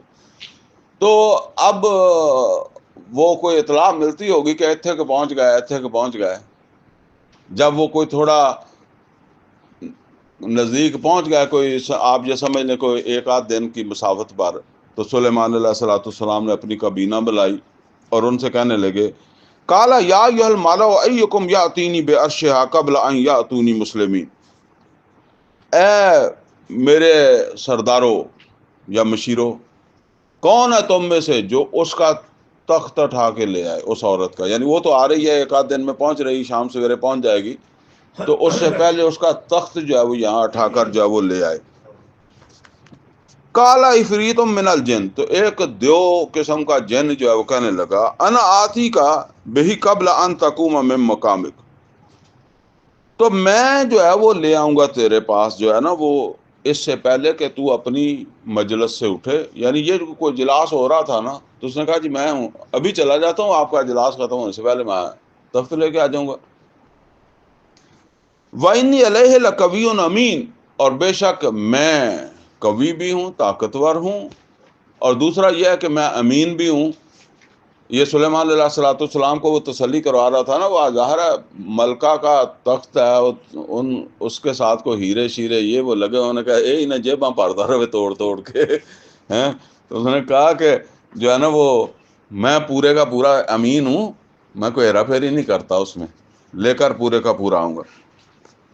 قال الذی عندہ علم من الکتاب، کہنے لگا وہ شخص جس کے پاس اللہ تعالیٰ کی کتاب کا علم تھا، انا آتی کا بہی، میں تیرے پاس یہ لے آتا ہوں، قبل ان یرتد الیک طرفک، اس سے پہلے کہ تو اپنی پلک جھپکے، اکھ چمکیں جنہوں کہتے ہیں، اس سے پہلے لے آؤں گا۔ تو فلما رآہ، تو جب اس نے پلک جھپکے دیکھا، مستقر رنندہ، تو وہ وہاں پڑا تھا، تخت وہاں آ گیا تھا۔ کالا، تو اب سلیمان علیہ الصلوۃ والسلام کہنے لگے، ھذا من فضل ربی، یہ میرے رب کا فضل ہے، بادشاہت کوئی گناہ نہیں ہے، دولت کوئی گناہ نہیں ہے، امیر ہونا کوئی اس میں نہیں ہے، اصل بات یہ ہے کہ یہ سب کچھ اللہ کا فضل ہے، اور یہ سب کچھ اللہ کی امانت ہے، ٹھیک ہے نا۔ باقی یہ کوئی خوشی والی بات نہیں ہے کہ جی مسلمان جو بھوکا ہی لیٹے تو بھوکا ہی سوئے، تو وہ جو ہے نا وہ اس کو بھی بعض لوگ جو ہے نا وہ بڑا ایک ٹھیک ہے۔ اب ایک آدمی بھوکے تو نبی صلی اللہ علیہ وسلم بھی سوتے رہے ہیں، گھر والے بھی سوتے رہے ہیں، لیکن آپ ذرا یہ دیکھیں کہ وہ کام کیا کرتے تھے۔ اگر وہ کام نہ کرتے، تجارت کرتے، تو بہترین تاجر تھے۔ ان کو یہ ایک بندہ ہی ہوتا ہے، ہمارے جس طرح وہ کہتے ہیں نا ہاتھاں پیروں تو بغیر ہی، یعنی ہاتھ پیر تو ہیں لیکن ہاتھوں پیروں سے کر کچھ نہیں سکتا، اس نے کھانا ہی اللہ واسطہ ہے، ٹھیک ہے نا، تو وہ تو اور بات ہے۔ اب مسئلہ یہی بن گیا نا، ہمارے ہاں دین بھی اللہ واسطے کا رہ گیا ہے، وہ پیر کی شکل کے اندر اللہ واسطہ کھا لے، یا مولوی کی شکل کے اندر جب وہ کھا لے، یا کسی اور شکل کے اندر جائے وہ کھا لے، یہ بھی اللہ واسطے والا ہی رہ گیا۔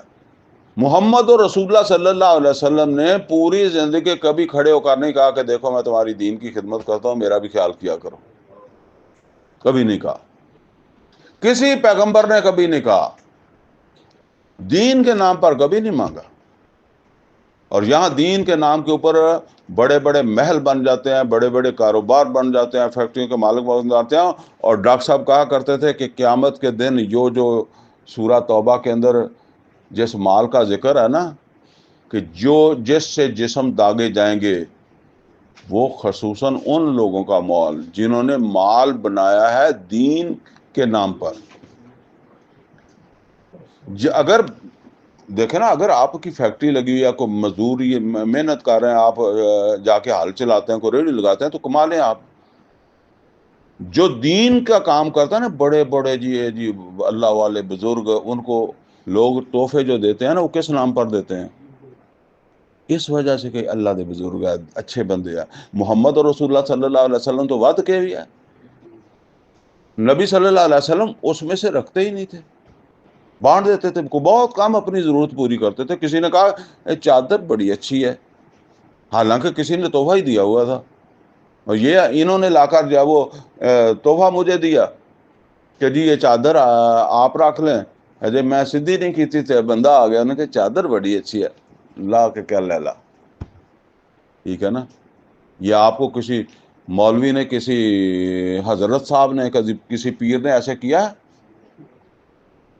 پیسہ کس نام پر اس کے پاس آتا ہے، یہ سوچیں۔ تو یہ ہے یہ وہ کنز، حالانکہ ان کو سارا اس کام میں لگانا چاہیے، کیونکہ ان کو ملا ہی اس کام میں سے ہے۔ بہرحال قال ھذا من فضل ربی، انہوں نے کہا یہ میرے رب کا فضل ہے، لیبلونی اشکر ام اکفر، وہ مجھے دیکھتا ہے کہ کیا میں شکر کرتا ہوں یا ناشکری کرتا ہوں۔ ومن شکر فانما یشکر لنفسہ، تو جو کوئی شکر کرے گا وہ شکر کرے گا اپنے آپ کے لیے۔ ومن کفر فان ربی غنی کریم، اور جو ناشکری کرے گا تو میرا رب جو ہے وہ بے پرواہ ہے اور اس کو کوئی فرق نہیں پڑتا۔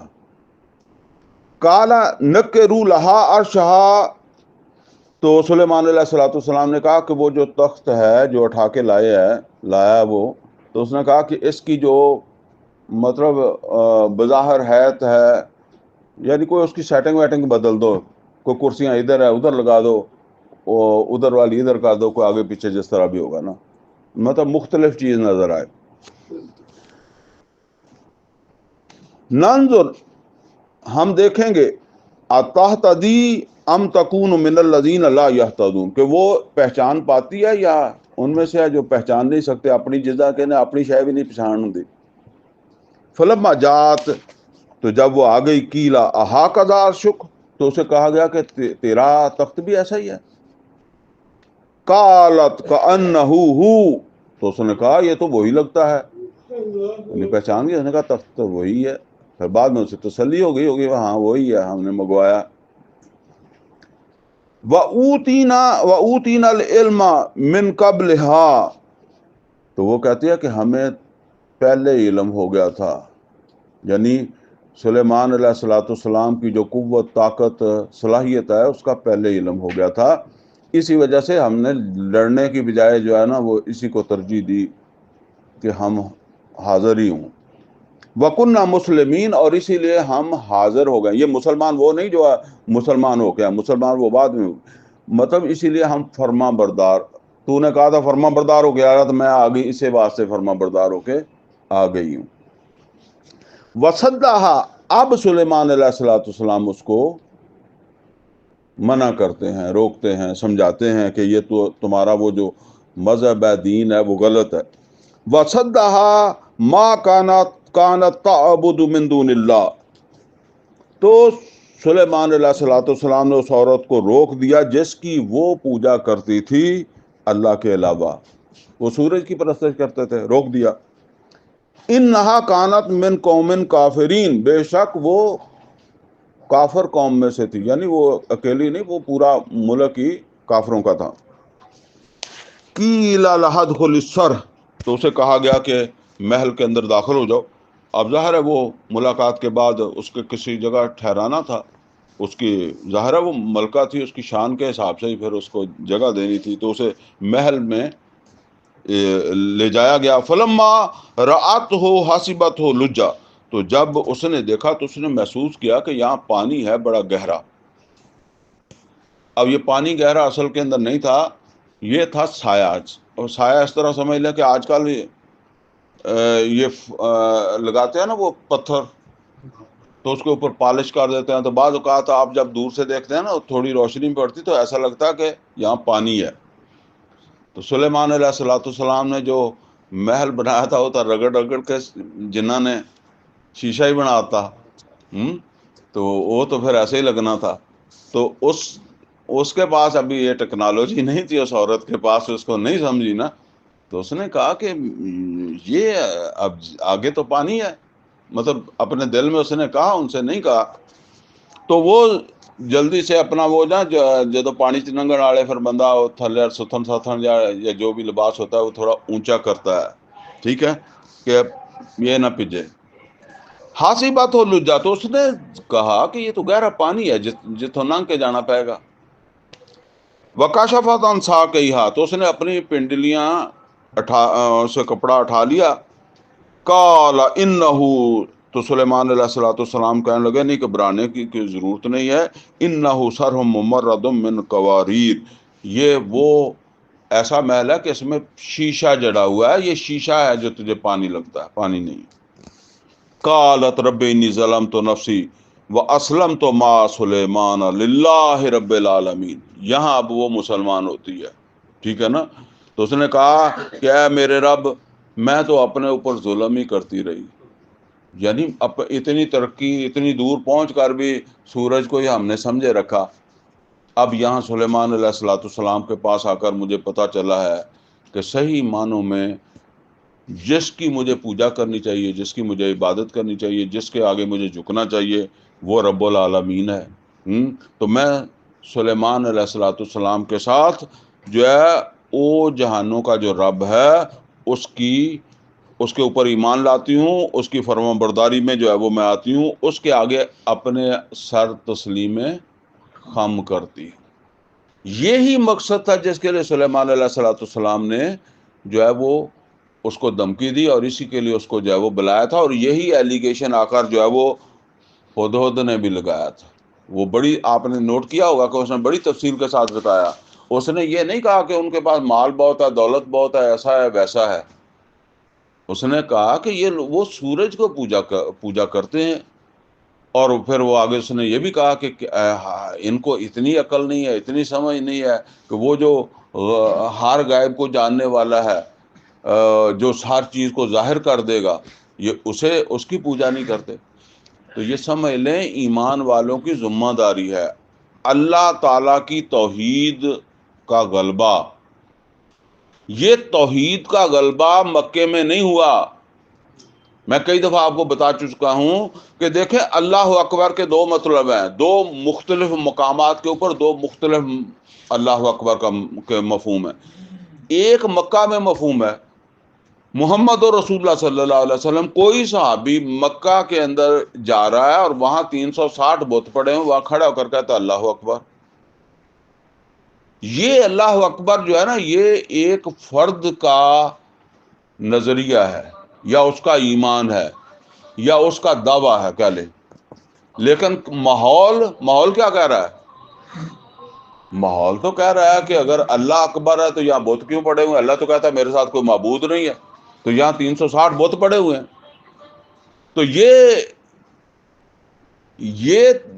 جو مطلب ہے کہ دعویٰ تھا، یہ کب ختم ہوا کہ اللہ، یا کب سامنے آیا کہ واقعی اللہ بڑا ہے، اور ماحول اور معاشرہ بھی اس بات کا گواہ ہے، یا اس بات کی دلیل ہے کہ اللہ واقعی بڑا ہے؟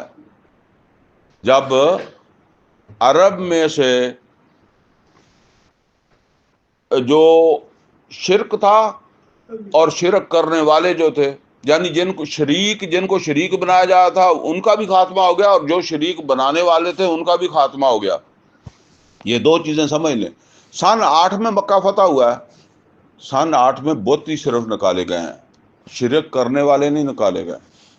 پھر سن 9 کے اندر جو ہے نا وہ جب حج کا سیزن آیا ہے تو اس وقت پھر سورہ توبہ کی آغاز کی 6 آیتیں نازل ہوئی، اور یہ بھی حج کے موقع پر سنائی گئی ہیں۔ شریک کرنے والوں کو اب بھی نہیں نکالا گیا، لیکن اب ان کو الٹیمیٹم دے دیا گیا سورہ توبہ کی آغاز کی 6 آیات میں کہ 4-6 مہینے کے اندر اندر جو ہے وہ تمہاری یہاں سے صفائی کر دی جائے گی، اور 4-6 مہینے کے اندر جو ہے نا وہ پھر جیسے جیسے وہ پورا ہوا، یا یوں سمجھ لیں کہ اگلے حج سے پہلے پہلے شرک کرنے والوں کی بھی صفائی ہو گئی، یا تو قتل ہو گئے، یا جھوٹے موٹے مسلمان ہو گئے، یا علاقہ چھوڑ کے چلے گئے۔ اور اسی طریقے سے جس طرح نوح علیہ السلام، چونکہ نوح علیہ السلام کے پاس اپنی قوت نہیں تھی، اللہ کا عذاب آیا اور اس علاقے میں سے نوح علیہ السلام کا انکار کرنے والے مٹ گئے، لوط علیہ السلام کا انکار کرنے والے مٹ گئے، ہود علیہ السلام کا انکار کرنے والے مٹ گئے، اسی طرح اس علاقے سے محمد اور رسول اللہ صلی اللہ علیہ وسلم کا انکار کرنے والے مٹ گئے، صاف ہو گئے۔ تو یہ ہے جی اب اللہ اکبر کا کیا مطلب ہے؟ یہ ہے جو اللہ تعالیٰ فرما رہا ہے یا ایھا المدثر قم فانذر وربک فکبر، یہ توحید کی چوٹی ہے، اور یہ توحید نے اس زمین کے حوالے سے چوٹی تک پہنچنا ہے، نبی صلی اللہ علیہ وسلم نے فرمایا۔ تو اگر ان چیزوں کا ہمیں پتہ ہوگا تو ظاہر بات ہے کہ پھر ہم اپنی ذمہ داری ادا کرنے کی کوشش کریں گے۔ اقول قولی ھذا واستغفر لی ولکم ولسائر المسلمین والمسلمات۔